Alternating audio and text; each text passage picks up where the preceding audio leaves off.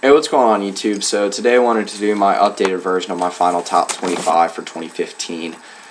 This one's going to be a little bit different. I'm going to do after everything's said and done in the regular season, after all the conference championship games are done, but right before bowl season. So that little slot right at the beginning of December when everything's done, but everyone's waiting for bowl season. So yeah, go ahead and start with my 5 outside. So at 5 I've got Arkansas. So Arkansas starting to put together a nice little finish to the season. They've got wins against Tennessee. Wins against Tennessee, a close loss to A&M, which doesn't look great now. Competed with Alabama and then had a good win against Auburn. So they're starting to put it together. Starting to look a lot better than they did at the beginning of the season. So I think they'll get on the right track and be able to win a couple to finish the season in the SEC. So move on to Pitt. So I think Pitt will end up having a 2 or 3 loss season. They're already at 2 losses after their loss to North Carolina last night. But seeing the rest of their schedule, it's hard to see them losing more than 1 or 2 more games. So I do still think they're a good team. They do still have Tyler Boyd on the outside. Nate Peterman's a pretty good quarterback. Their defense is pretty good also. So I think they'll hang around the top 25 for the rest of the season. So move on to number 3, Georgia. So for me, it really all begins with how Georgia plays this weekend against Florida. If they're able to win, then obviously they get back inside the top 25. But I do think they're going to lose this weekend, but keep winning their closer SEC East games. So I think that Georgia will be able to hover around the top 25, but not really crack it before the end of the year. That injury to Nick Chubb really hurt them. So move on to number 2, Texas A&M. So A&M's had a pretty brutal last 2 weeks against Ole Miss and Alabama. So I think their situation's a lot like Georgia's. I think that they'll hover around the top 25, but I don't think that they'll be able to sneak into the top 25 by the end of the season, maybe after bowl season. So move on to number 1, Duke. So I think, not Duke, BYU. So BYU's actually looked pretty good ever since that loss to Boise State, or not Boise State. Those losses to Michigan and I cannot put together the other one. But they have put together a pretty good run since then. They've been looking good. I do think that they'll be able to at least finish the season with a 3 or 4 loss season, which for them will be enough to hover around the top 25 also. So moving to the top 25, at 25 I've got Florida State.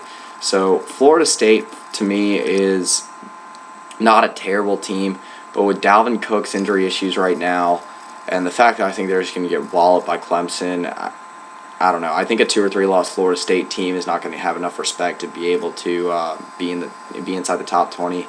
You saw they lost to Georgia Tech, and then what happened after that. Granted, Clemson is a good team, but I think if Clemson destroys them, then Florida State will fall even further. And I honestly think that Florida State will lose one other game besides Clemson. So move on to number 24, Wisconsin. So I do think that Wisconsin has the ability to win out for the rest of the regular season. They only have 2 losses right now. They're not a bad team. They're a pretty stout defensive team. If they can put a good running game together, Joel Stave has been more consistent than ever. Granted, that's not very consistent. Then I think that Wisconsin will be able to finish the year inside the top 25. So move on to 23, Mississippi State. So they showed a lot last week in that win against Kentucky, just destroying Kentucky. I believe it was 48-16. Dak Prescott looked good, looked like his old self from last year. And I think that Mississippi State has the ability to finish inside the top 25, be competitive inside the SEC West for the rest of the regular season. So move on to number 22, Houston. So I think that Houston's only loss for the rest of the regular season is going to be Memphis. So I think 1-loss Houston team, especially if they're able to roll through Vanderbilt this week by a lot, then yeah, that'll lock them inside the top 25 for the rest of the year. So move on to number 21, Duke. I think that Duke will have 1 loss for the rest of the regular season. I think that's going to be to North Carolina not this coming weekend, but the weekend after.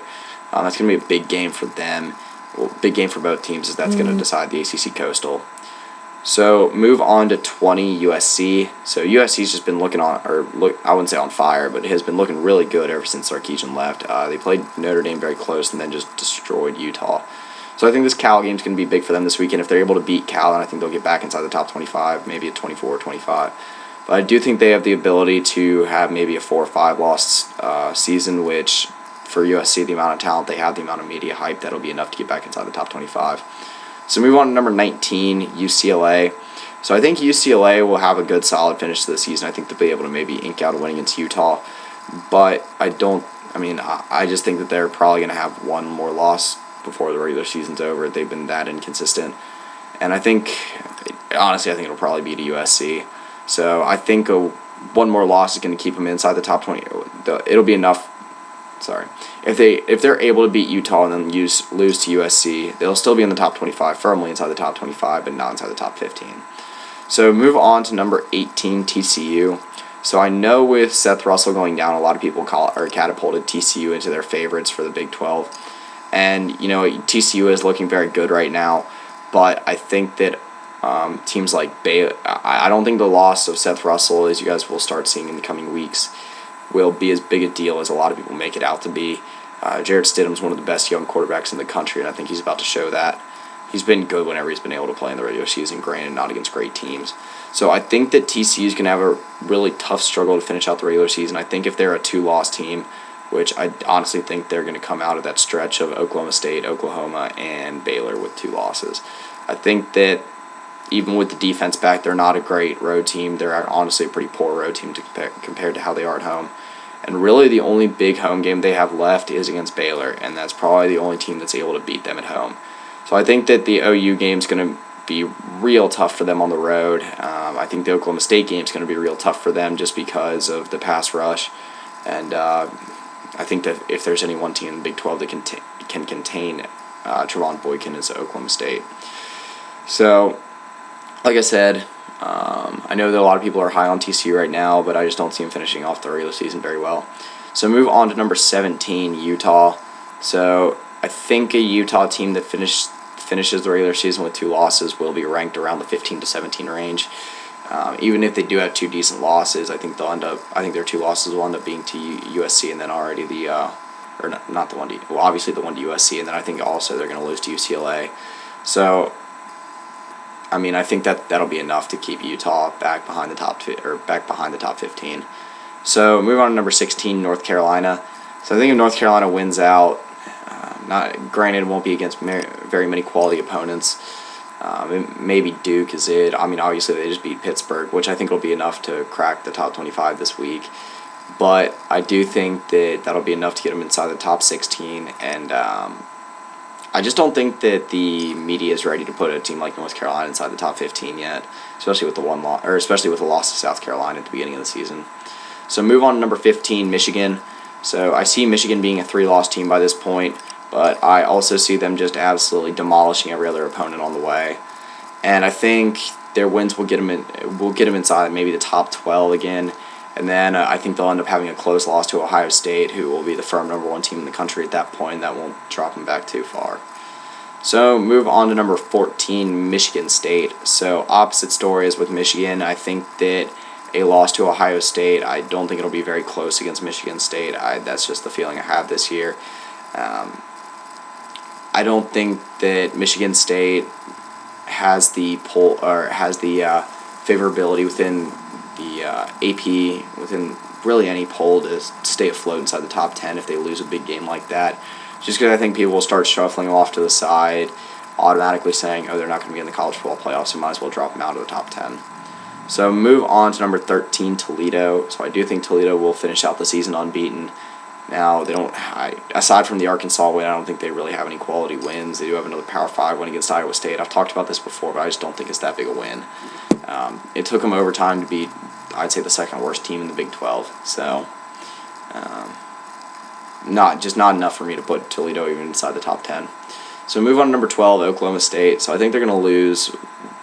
I think they're going to lose 1 game this year. It'll probably be in that November. Well, obviously it will be in that November stretch. I think they'll win 2 of the 3 against Baylor, OU, and TCU. This Oklahoma State team reminds me a lot of the Oklahoma State team from 2013. I know a lot of people are picking them to lose in Lubbock this weekend, and I just don't see it. If you guys have looked at any ESPN articles or Bleacher Report, anything this week, a lot of them are very skeptical about their chances against Texas Tech this weekend, but you've seen Texas Tech play the last 2 weeks. It just hasn't been very pretty. So I do think that Oklahoma State's going to finish out the year with 1 loss, and I think that'll keep them right around where they are currently ranked in Week 9. So move on to number 11, Florida. So I think that Florida will probably end up going the rest of the regular season undefeated, if not having one loss. I think if they do have one loss, then it might be to a Florida State or, I don't know, maybe a Georgia this weekend. But either way, I think that'll be enough to keep. I think a 2-loss Florida team is going to be good enough to stay inside the top 12. Just because they'll still be afloat in the just because I think they'll win the SEC East, and I don't think that the voters will have an SEC East champion outside of the top 15. So move on to number 10, Memphis. So I think the Memphis will go the rest of the regular season undefeated. Now here's the thing: I don't think that people are going to give an AAC team the light of day when it comes to playoff time. So having an undefeated Memphis team, I don't even know if they'll get inside the top 10. To me, I wouldn't say in this situation with what I have lined out right now. This has been a very talked about situation. If there's a 1 or 2 loss Alabama team, and then you have Memphis, who do you put into the playoff? And me personally, I would say Memphis. I honestly think that Memphis head to head against Alabama would have a pretty good chance. I think the Memphis head to head with any Power 5 team, maybe outside of Ohio State and Clemson, would have a legit shot to win. So, but like I said, I don't think that the voters are ready to put a Memphis team inside the top 25. So move on to number 9, Alabama. So I think a 2-loss Alabama team, there's not much to explain here. I think they're going to lose one more game, and I think that's going to be LSU. I just don't think that a 2-loss Alabama team will be bad enough to be outside the top 10. That's really all I got to say about that. And then number 8, I think is going to be Oklahoma. I think that OU is going to be honestly, I could see them winning out in the regular season except for against Baylor. And I think a 2-loss Oklahoma team, if they end up beating TCU and beating Oklahoma State, then they'll be ranked ahead of both those teams. They've been on fire ever since that Texas loss, and I could see a 2-loss Oklahoma team with a strong finish to the regular season being ranked inside the top 10. So move on to number 7, Notre Dame. So I think that Notre Dame is going to finish out the year undefeated. Well, not undefeated, my bad. I think they're going to finish out the year with one more loss. I think that's going to be to Stanford, and I think that's going to be one of the closest games, one of the best games of the year. And I think by the time that game comes around, I could see Notre Dame firmly inside the top 5, or I don't know about the top 5, but maybe the top 6. And to me, a close loss to Stanford wouldn't drop them far at all. I think that 2-loss teams, Notre Dame, Oklahoma, and Alabama, would all be in that same range. I think at the end of the year they will all be 2-loss teams, and you could shuffle them anywhere around from 7 to 9. You could put Notre Dame at 9, like where they are right now, and it'd be fine. But that's my personal opinion where the ranking is going to be. So move on to number 6, Iowa. So I think that Iowa will be undefeated by the end of the regular season. Most people do. Not at the end of the regular season they'll be undefeated, not after the Big Ten championship. But I think that they'll be able to hang a lot closer than a lot of people think with Ohio State. And I don't know, there's just something about a 1-loss Iowa team that hangs close with Ohio State that I think they'll be able to stay firmly inside the top 10. So move on to number 5, Stanford. So I think Stanford is going to end up winning the Pac-12, winning out, but I don't think that's going to be enough for them to get inside the playoff. I think that at the end of the year, Baylor is still going to be undefeated, and that an undefeated Baylor team and a 1-loss Stanford team is going to be what it comes down to.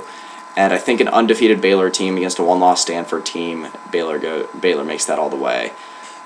Baylor has a lot of tough games in November. I think that a matchup with TCU, if they're able to win that on the road, they're able to win a matchup on the road against Oklahoma State and then beat OU, I believe it's at home. Especially if it's a 1-loss OU team that's inside the top 10 by that point, then you have to throw Baylor in. So I think that they'll be the last team inside the playoff even with Jarrett Stidham at quarterback. So move on to number 3, LSU. So I think LSU is going to win out. I just don't think there's any team inside the SEC West consistent enough or dominant enough, especially compared to them, to be able to stop that running game, be able to contend with that defense. So I think that LSU will win out. They'll be the number 3 seed inside the college football playoff. So move on to number 2, Clemson. So I think that Clemson will also win out, win the ACC title, and then make the playoff. You guys saw my predictions this week. Yes, I did have them losing to NC State, but that was just because I was looking for an interesting upset of the week. And that seems to be a pretty popular opinion inside the media this week. I don't understand. I mean, I guess I do understand it. I picked it, but I definitely didn't pick it off what they were saying. So move on to number 1, obviously Ohio State. I think they will win out. I think JT Barrett's going to lead them to the promised land. And honestly, I could see them as repeat national champions. I don't know if that'll ring true, But I do think that they're a very good prospect to finish the season undefeated, beat Michigan State, and beat Iowa. And you beat those three teams, you prove yourself to be the best team in the country, especially after winning the national championship the year before. So yeah, that's my top 25 rankings to finish out the regular season. Might come back within the next couple of weeks and do a top 25 at the end of the playoff. I believe this is my third installment of the top 20 or of the final top 25 rankings. So yeah, that's pretty much it. So yeah.